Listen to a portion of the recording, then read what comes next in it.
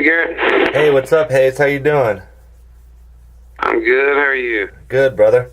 Thanks for giving me some of your time today. Sure, man. So, I guess just to start, when we interviewed in Texas last year, about it, well, I would say, yeah, a year and a half ago, it was right around the inauguration, and we were talking a little bit about politics and where we are as like a divisive country.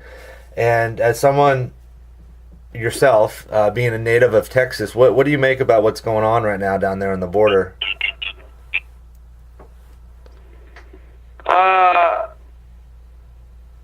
I think it's tragic for children to be separated from their parents, whatever the circumstance is. And I don't know that there's a simple solution, but I think a little empathy would go a long way. Yeah. And not demonizing those people or making them less than.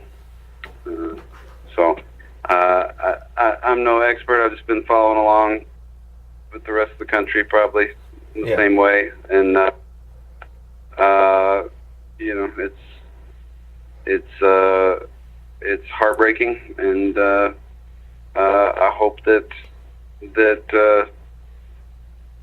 some more humane and sensible methods can be put in place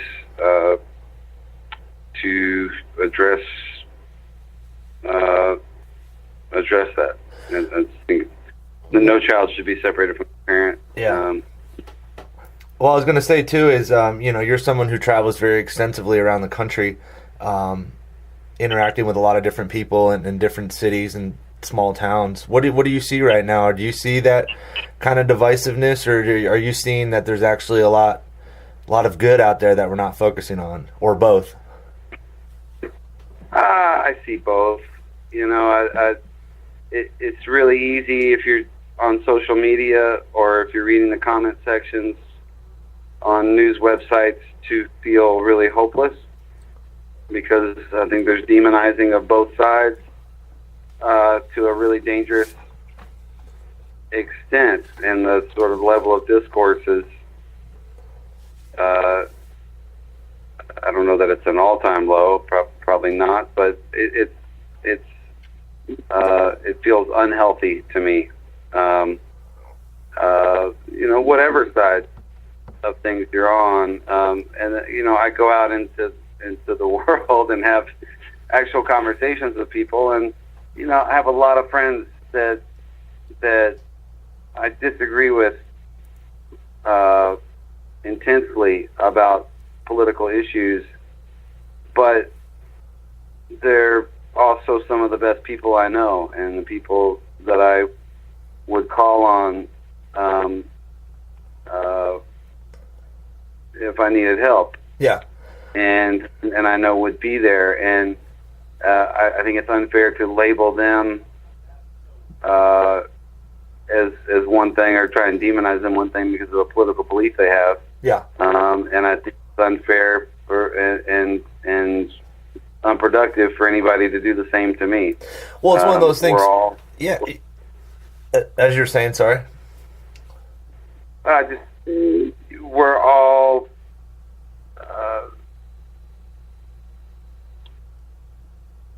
I don't know. I get frustrated with the level of discourse and animosity that's happening, and I understand people get upset about political issues that affect them. I think we're in dangerous territory where we demonize the other side, because no matter what side you're on, I think nothing becomes of that. Nothing positive comes of that. Well, you're not convincing or changing my mind by calling me names or writing me off. And I'm not doing that. I'm not convincing you or changing your mind by calling you names or writing you off.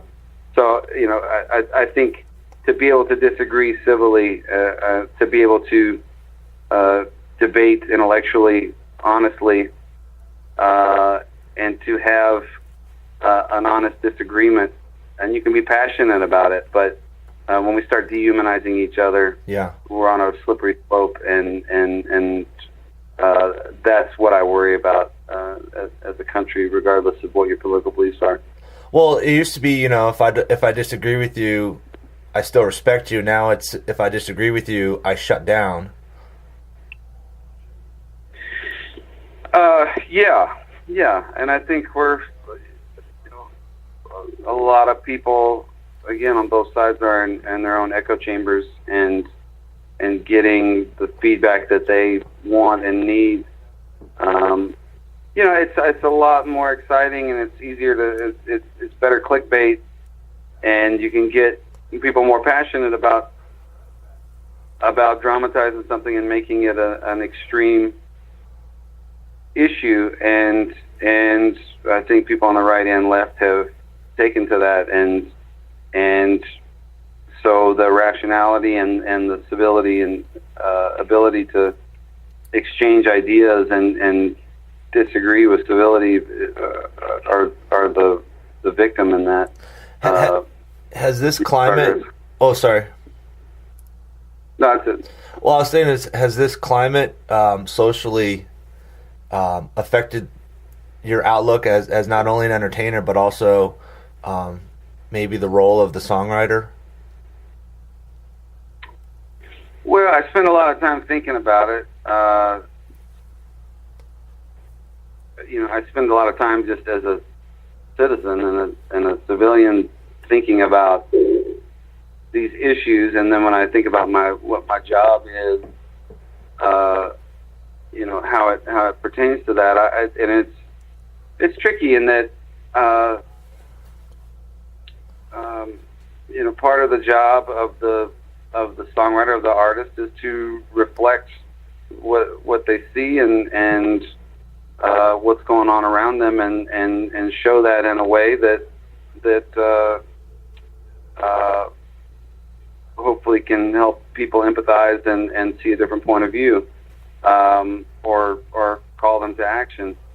But part of an entertainer and an artist's job is to follow, you know, their creative muse, whatever that means, and just you know, being a songwriter does not mean that you need to. Not every songwriter or artist is going to feel compelled to talk politics or really often have any really thing to say or add to the discussion. So I don't feel like there should be a pressure there on all people who are in any creative line of work to have to do something. But I also think if that does affect your work, if that is part of what you do as an artist, that you absolutely should. Yeah. And you know, I have a real low threshold for the stay in your lane crowd. You know, whether it's artists or athletes or anyone. Yeah. You know, we all have a right to express our opinions, and just because I or whoever it is does one thing that attracted you to them in the first place, doesn't negate their right to express their view of the world. Yeah. So you know, whether it's the songwriter's role or job, I'm not going to put that on anybody or myself. I think it's my job to go through life and create, be the best person I can be, and try and learn and live and hopefully bring joy. Yeah. And express some kind of positive message. So it's tricky. I think you can get tuned out really quickly by a large percentage of your audience, and you know, sometimes I just want to write a country song. Yeah. And that's what I signed up to do. And then there are times where I'm going to have a strong opinion about something socially or politically, that's just as important for me to express, because that's where I am creatively. Well, and Well, I was going to say last year you launched your Patreon account, and I was curious what was the mindset to do that, and how has it been going a year in? I guess I want to preface is that where we're going right now with an artist finding more financial stability in the rockiness that's the music industry? Well, it's another potential path for people. So I just signed a deal with Dual Tone, and I'll put a record out next year, sort of a traditional, situation. But for me, the Patreon thing was, I was sort of in limbo. I had a lot going on creatively, but no real outlet for that. And at the pace that I had kind of worked in the past, what I realized is I had songs, and I wanted to be in the studio. I wanted to be recording. I wanted to be working with different producers and players, and flesh these ideas out. And I got a lot of joy out of that. I got a lot of juice out of it, and it was good for me. And there was probably, I hoped, a lot of fans that wanted to know what I was up to, and the idea of waiting 2 years to share that with them just didn't seem, that wasn't what I wanted to do at that time. So it just all kind of came together at a time where that was the perfect outlet for me, and it's been great. I've released I think 11 songs, 12 songs. Yeah. Through it, and I've gotten to work with a whole bunch of different producers and some great artists, and do some stuff that maybe I wouldn't have done on a traditional record, but there was a lot of freedom in coming at this the way that I did. So if I wanted to, the last song I released was a 7-minute, mostly instrumental, kind of acid trip country freak out, and that's maybe not something I would have felt comfortable putting on a full-length record. Now that I've done it, maybe I would. Yeah. But it was fun. I got to explore and experiment and kind of see some sides creatively that just opened me up in a way that I needed.